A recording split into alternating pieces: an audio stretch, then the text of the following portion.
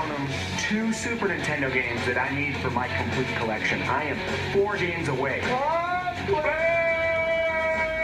And so Curtis Friesel, my buddy, who, you know, he's like collecting Super Nintendo. He only needs 4 games, and I actually have 2 of them. So I'm going to make a trade with him. The goods? Yeah, we have the goods. No one's watching. What's your boy? NES Complex has 2 of them for me. Final Fury Special. Fatal Fury Special. I can already find. It's like I'm so excited right now. I don't even know how to... But this Super Turrican 2 is beautiful. I just got Super Turrican 2. Do you realize how hard it is to find Super Turrican 2 in this condition? Look at it. Show it right now. Oh, that's beautiful. That's what that is right there. I mean, this is a couple $100 game. We're making the trade. I am trading him, and you are giving me, which I haven't even seen these things. I might go back. I might renege on this deal. A bunch of black box games. Sexy black box games. Pristine labels. It's basically all, there's like 20 games in here, and they're all the black box titles with good labels. Merry Christmas.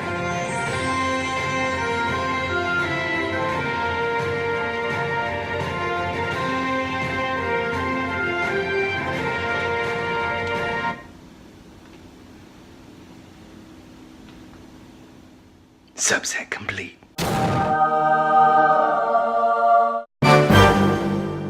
Hello world, boyfriend back with another booty bonanza. And as you just saw at the Retro City Festival in Pomona, yes, I knocked off 2, count 'em, 2 huge, massive Super Nintendo games that I had been trying to get forever, thanks to one Mr. NES Complex. And just to show them one more time, here they are. We got Super Turrican 2, nice and minty, probably the mintiest Super Turrican 2 I have ever seen.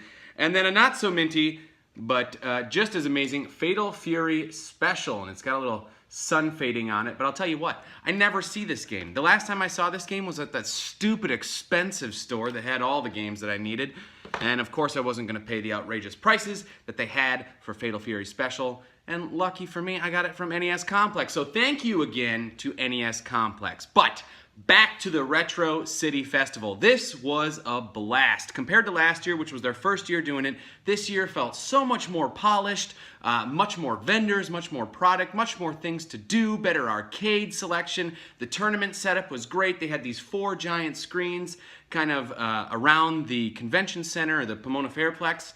And it was amazing. It was so much fun. And of course, hanging out with all my friends, the California crew, Chris Roberts, Matt Bandy, Vintage, NES Complex, Aaron, Ricky, Layla even got to go one day. Girlfriend went one day. That reminds me. I gotta get a game really quick. Hold on. I forgot. I gotta grab something to show you guys. Speaking of Layla. So anyway, yes, it was a fantastic time, and I got a lot of stuff that I'm really excited to show you guys. So why don't we jump into it and get to it. So first up, why don't we just keep going with the Super Nintendo games. I only found one more. This one I actually found on the convention floor. It was the only one that I found that I actually needed. I didn't pass up anything because of prices. I just didn't find anything else except this one. And wouldn't you know it, to me, it felt like the table that had it didn't know the price it was going for. I got it for a really good price, snagged it up right away, couldn't believe I found it. And that is International Superstar Soccer. So this is the very first one. There's 2 of them. There's International Superstar Soccer Deluxe, and then this one. These games, for some reason, like command outrageous prices online. I don't understand. I guess they must be good. But yeah, I found this one for a great price, and I picked it up. It's in pretty good condition, a couple scuffs on the label, but nonetheless, you know what this means. I knocked off the very last game I needed, and the last soccer game I needed, which means, BAM! Subset complete. This guy, Mario Cereal, Super Mario Cereal. I already got one of these, but there's a guy that goes to all the California conventions, what is his name? Retro Collector, I think is his website, with a K, Collector with a K. And he sells, I don't know if you can see it, you can see the glare kinda. He sells these protective cases, and this is one of his newest ones you could get for the Mario cereal, and I thought it was cool. I think it was like $5 with the cereal included, and so I picked it up. So now I got a nice, you can hear the cereals inside. The last one, I ate all the cereal, but this is a nice minty one to add to the collection, and it also goes along with a bunch of the Super Nintendo like cart-only cases I bought. I'd show it to you. I bought like I don't even know, it's like 50 or 60 of them. But I've already used them. They're put away in the collection. I'm not going to show you, but that was to remind me that I also got those. So there you go. That guy's great. I'm actually really looking forward to seeing him coming up at the SoCal Retro Gaming Expo, where I can buy some more for my Super Nintendo loose carts, because they're really nice quality. So I think he's got a website. I believe it's Retro Collector, or maybe it's like Case Collector. My goodness, now I'm doubting myself. I don't know. Find him online. He's got great stuff. Check it out. This one, I wasn't really on the lookout for it, but when I saw it, I knew I had to have it. And that is the NES controller, the extra controller for the NES Classic. Now, of course, the Super Nintendo Classic came with 2 controllers. The original only came with 1, and these can be kind of hard to track down. But a booth had it. I found it for a really good price, and I think it was, I want to say it was like $10. I think that's a pretty good price, considering these can be kind of hard to find, and it's nice and new in the box. So I picked it up. So there you go.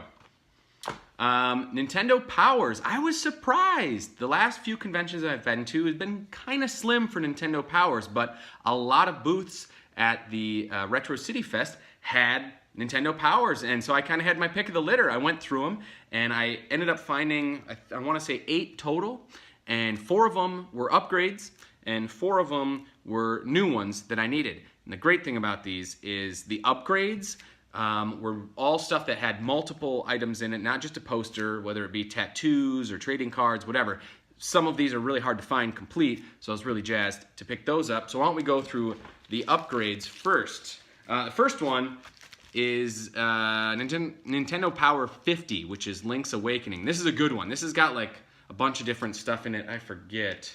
I want to say it's got like tattoos or stickers, something that's really hard to get. But yeah, pick that up.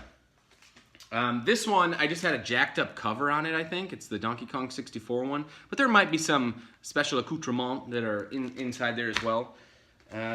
Was it this? Oh no, okay, so this was another one I needed. This is volume 147, Pokemon Crystal. Anything that's got Pokemon, Mario, Zelda on the cover, those always command a higher price. So when you find them for a good price, snag them up, because they are hard to find. And this one, I probably got it for like $2 or $3. Because that was about the average I paid for these. And then this one, with Mario Tennis, it is issue 135. May not seem like much, but inside here is one of the rare Pokemon cards. And now to find an issue of Nintendo Power with, I think there's 3 issues that have Pokemon cards in it. To find it with the card inside, you never see. Go on eBay, look up issue 135 and see how much you're supposed to pay for this. These go for like $25, $30 just for that stupid Pokemon card. Found this in there. I don't know if I caught the guy slipping or if he just wanted to get rid of it, but it had the Pokemon card in it. Dark Persian is the one that comes in this one, and I got it for a friggin' steal. It was one of those things where you're buying it and you know what's in there, and you're hoping that like nothing, he's not going to be like, wait a second, is that the one? Oh, I should be charging you more for it. You're just kind of, you're like internally sweating while you're paying the guy. But I remember I bought it and I grabbed Chris Roberts and I pulled him aside and I was like, oh my god, I just caught that table slipping. This one has a rare Dark Persian Pokemon card. And I was far too excited. What am I doing with my life? I'm way too excited to find a Dark Persian Pokemon card in Nintendo Power 135. But I got it. Then I got the new ones. The new ones, and again, all of the later issues, or the new issues that I still have left for my complete Nintendo Power collection are kind of later issues. Like this one starts at 171. So there's 285 total, not counting the Nintendo Fun Club news. So I have a lot of like later issues to get. And some of these are kind of hard to find. Again, Final Fantasy. So this is issue 171, and it's got Final Fantasy Tactics something on the cover. Final Fantasy is another one with those on the cover. For some reason, they're just a little bit more. I don't get it. This one has Final Fantasy Crystal Chronicles on it. This is 177. So, yep. Not much to say about that. And then Zelda. This is Four Swords Adventures, issue 181. Again, anything with Zelda on the cover, very hard to find. And Pokemon. This is issue 184. So, and this came from Devin Bailey Myers in Kansas. So thank you guys. What was once yours is now mine. That's all the Nintendo powers I found. Once again, I'm filming this right before SoCal Retro Gaming Expo, which is tomorrow. Hope to find some more Nintendo powers there. I don't know. We'll see in the next Booty Bonanza, so stay tuned for that. But there's still more to come from the Retro City Fest. Gosh, there's too many names for these expos. Great guy. There's a local store in LA called Toys vs. Games.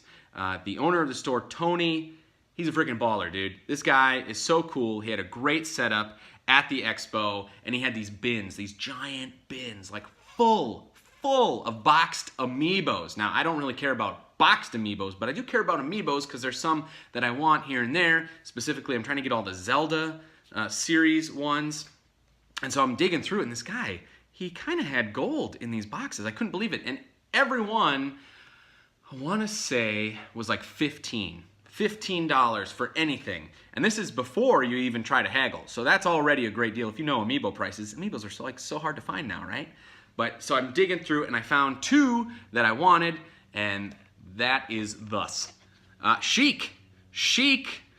I got the Sheik Amiibo, one of the harder Legend of Zelda ones to find. Of course, this is the Smash Brothers series, but it's part of the whole Zelda thing. You get it. Anyway, Sheik inbox. Check it out. Oh, Amiibo opening alert. Oh, yes. Gosh, it feels so good to free them. Oh, I love doing this. I love doing this on camera. I've got my Sheik now. Look at that. Oh, yeah. Very cool. Very cool. So there you go. I got Sheik. And not only did I get Sheik, because I had to bundle it up to get a deal, and Tony's so cool. Put this right over here. Yeah, I had to get another one. So I found the Gold Mario. I don't have a whole lot of Mario series one, the Super Mario series, but I thought the gold one was cool, and to get it, and then open it! Oh, yes. Ah, look at that. Nice golden Mario. It's a me, Gold Mario. Oh, these are sexy. I like these. Man, I am so far down the rabbit hole now on Amiibos. Can't believe it. So there we go. A couple Amiibos from Toys vs. Games. And then this one thing I wanted to talk about. So one thing, like I said, Retro City Fest compared to last year. Last year was great. This year was like, whoa, way improved. So many cool things. And one of the things they added, I really got to throw it out to Steve of Lost Levels. He came up with this idea to do a scavenger hunt at the Retro City Fest. And basically what you did is, I'm sitting, we're taking a chill break on, I think, the first day, and we're sitting at a table kind of in this little lounge area. You could get beer and soda and stuff. And on the table are these flyers, and we pick it up. It's like me and Chris and Matt Bandy and Vintage and Complex. And I'm like, what is this? They have a scavenger hunt. And basically what you had to do was go around the convention and do different tasks. And it was a great way to get you to explore every facet of the expo. You know, you go around, and one thing you had to do, you had to play, not in a tournament, but you had to play a game of Street Fighter. You know, and win a couple games of Street Fighter at this specific Street Fighter arcade tournament setup area, right? In another area, you had to go to the arcade and flag down one of the arcade people. You had to go participate in the Tetris World Championships and get like 50,000 points in Tetris. What else? You had to go watch one of the musical acts. All these great things to collect these pins. You were getting pins. That was part of the scavenger hunt. And so there were 6 tasks to do, and it started off like we were just kind of bored and doing, you know, we had some time to kill, and so we were like, why don't we try and get some of these pins? And then it became almost like a competition between us, especially between me and Chris Roberts and Matt Bandy. We got really obsessed with collecting all these pins.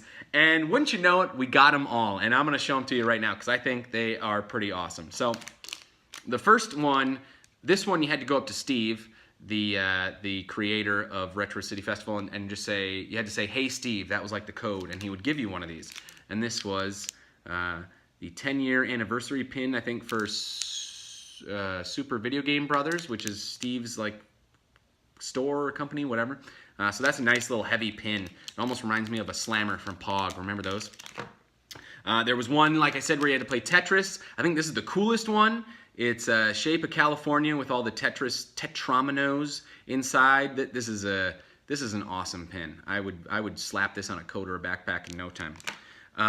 This one, so the pin company that put it on was Pin Plugged. So check them out on Instagram, Pin Plugged.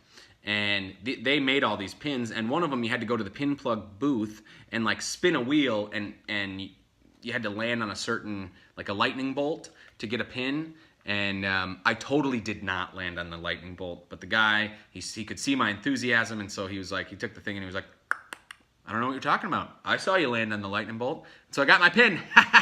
You know, of me, Chris Roberts, and Matt Bandy, the only one that actually landed on the lightning bolt, Matt Bandy. That lucky SOB. Got it first try, lightning bolt. Boom. Me and Chris Roberts, we had to sweet talk our way into getting this pin. So Matt Bandy's going to hold that over our head and say he was the only one that legitimately earned all of his pins. This one, I think this, yes. Okay, so this one was the arcade one where you had to go play some arcade games and then find one of the volunteers in the arcade section to get the lost levels, which is Steve's store. This one you got for going to see Super Madness. There's a couple guitars there in the music pavilion area. And then finally, Fire Mountain Dojo hosted a Street Fighter tournament, and so that was where you played the Street Fighter to get those. And I just thought that was such a neat thing. I mean, these pins, they probably retail for like $10 a piece. You know, and just to get them for free, to have this fun scavenger hunt. We did it over the course of the weekend, both days, Saturday and Sunday. I don't know, it was a fun thing to do in our downtime. And I just thought that was a neat addition I'd never seen before at a convention or an expo. So there you go. All right, getting to the end there for the Retro City Fest. I found a Game Boy Advance game I'd been looking for. And this one, I heard lots of great things about. I actually own the sequel, don't have the original. Dude, where did that come from? That came out of nowhere. Excuse me. What was I saying? Oh yeah, I got a Game Boy Advance game. Bam! Lilo and Stitch. This is a run and gun game, very underrated. I think I paid $5 for it. Go seek it out. It's amazing. Hidden gem. I don't know if it's a hidden gem, but whatever. Hidden gem. And then, as you know, one of the other kind of complete collections I'm going for, aside from Nintendo Power and Super Nintendo, is the Game Boy Advance videos. And it turns out I did counting finally, and I wasn't even halfway to having them all. I want to say there's like 35 total, and I thought I had a lot more, but I actually like looked through all the ones I had, and I just didn't. So I made a list of what I needed, and I went looking for them, and that's that. So this one I thought I needed, but I actually already had it, and that's Nicktoons Collection Volume 1. The rest of these I actually did need. This is Nickelodeon All Grown Up Volume 1, so this is like the, you know, Rugrats, the teenage years or whatever. And then there is the Fairly Odd Parents Volume 2. A lot of Nickelodeon ones this time, Fairly Odd Parents. And then the Cartoon Network Collection Special Edition. And now, if you know anything about these Cartoon Network ones, it's really stupid. There's like 6 of them. I want to say there's like Volume 1, Volume 2, and then there's Special Edition, Limited Edition, Platinum Edition, and like Diamond Edition or something. All very, you know, like different variations on Special Edition, which is ridiculous because it kind of makes it confusing when you're collecting them. Like, which one do I have? Do I have a Special Edition or Limited Edition? Oh, hold on. You know, so you really got to keep track of those, but managed to pick up all those. And that is all that I got at Retro City Festival. A lot of great pickups. However, on the second day, oh my gosh, my leg's falling asleep. I'm sitting on the floor right now. Oh gosh, my leg fell asleep. Oh, hold on. Just feel like pins and needles in my leg. Ooh, yeah, we're just gonna put it over there now. So anyway, second day of the expo, Layla was able to go, and we stopped at this one booth, and I don't know what possessed her to want to get a game, especially since it wasn't a Pokemon game. But, you know, I got a Switch. She watches me play the Switch. She says, I want to get a Switch game that we can play. And I about cried. I was so elated that she said that. I've been like waiting for her to say that to me. And so I was like, yes, let's pick out a game and we'll play it together. It'll be great. And this is what she chose. She chose Thimbleweed Park, which is a limited run game. And if you don't know what this game is, because I certainly didn't before we got it, it's a point and click adventure game. I don't know if I've ever played a point and click adventure game to completion. I've dabbled here and there, but I've never finished one. And this is heavily inspired by X-Files. You play as a man and a woman, and you get sent to this town to investigate this weird thing, and of course, this murder. And then as you discover clues, you know, it becomes more supernatural or strange. There's all of these weird things, and the mystery grows. So we started playing it, but we haven't finished it yet. We're maybe like 2 or 3 hours in, but we're having a lot of fun with it. And we pass the controller back and forth, and we play it. I'm having a blast, and it's so fun because girlfriend, she likes to take her time and look around. And I don't know, it's just, we're having a really fun time. So, well done, girlfriend. She got Thimbleweed Park. Bam. And that's all I got at the Retro City Fest, or that's all we got, rather. However, since the next video is going to be the SoCal Retro Gaming Expo pickups, I figure I better show the stuff I got in between. And so I did get a few other things in between. I'm going to put my leg back. It's awake again. Hello, leg. Woo. Okay, so I got another Amiibo. This was a hot one coming out. So I'm going for all the Zelda ones, but I'm also going for all the Metroid ones, of which there's not a lot compared to Zelda. There's 4 Metroid ones out. But the newest one is Ridley. Yeah, that old salty dog. Space pirate, whatever he or she is. I'm not sure. Is Ridley a boy or a girl? I'm not sure. Anyway, got Ridley, which is really cool. This is a newer one that came out for Smash, and yep, I'm gonna do it. I gotta be careful though. Ridley's got a lot of... Oh, golly. Ridley seems very fragile. Oh, look at that. Yeah, that's a business right there. Oh yeah, Ridley. Moving on. I love doing that. I got some Game Boy manuals. I'm not a big manual guy as of late, especially Game Boy. I don't even know if I have any other Game Boy manuals, but someone gave these to me, and I wasn't about to turn it down. So here they are. I got the actual Game Boy instruction booklet, which is great. Super Mario Land, very basic booklet with just the black and the letters. Donkey Kong, you guys know I love this game. This was the very first CC portable game we ever played, Donkey Kong 94. Very good, seek it out if you've never played it. Tetris, classic, pack in with the Game Boy. Super Mario Land 2, 6 golden coins, another classic. I would say the best Mario game on the Game Boy. Another classic, Kirby's Dream Land. It started all right here at Kirby's Dream Land. And then another fantastic Kirby game, Kirby's Pinball Land. If you haven't played this, also very fun. So yeah, some Game Boy manuals. Like I said, given to me for free. So yeah. And these I've been looking for a while. I went on eBay. It's part of the Nintendo Power collection. These are kind of hard to find. You never see them in the wild. I don't know if I've ever seen them in the wild, to be honest. And there's 3 of them. And they are the Nintendo Power Indexes. So what these were is they came with Nintendo Power, and it is exactly what it says. It's an index. You can look through, if you're looking for a specific game, you can look and find exactly which issue it's in. If it's in multiple issues, it tells you those. And it's really good to have. And these are in super nice condition. So like I said, there's 3 of them. This one is the first one. This covers the first 50 issues of Nintendo Power. And then I don't have volume 2, but I do have the 3rd edition, which is the first 70 issues of Nintendo Power. I want to say the 2nd edition covers the first 60. Could be wrong about that. But yeah, so you start getting up into Super Nintendo by the time you get here, which is great. A couple more things. I went to a swap meet, just a little small swap meet, and I found for a whole $1 this Atari cartridge or ColecoVision cartridge holder. These are great. I have another one of these. You can kind of like lock them in together and do multiple ones, and they got the holes on the back so you can hang them on the wall. And I think this is great because I don't have a whole lot of wall space for shelving, but I can hang stuff like shelves and this, you know, pushing stuff up against the wall. I don't have a lot of space, but higher up we can put some of these. So that was cool. $1, great deal.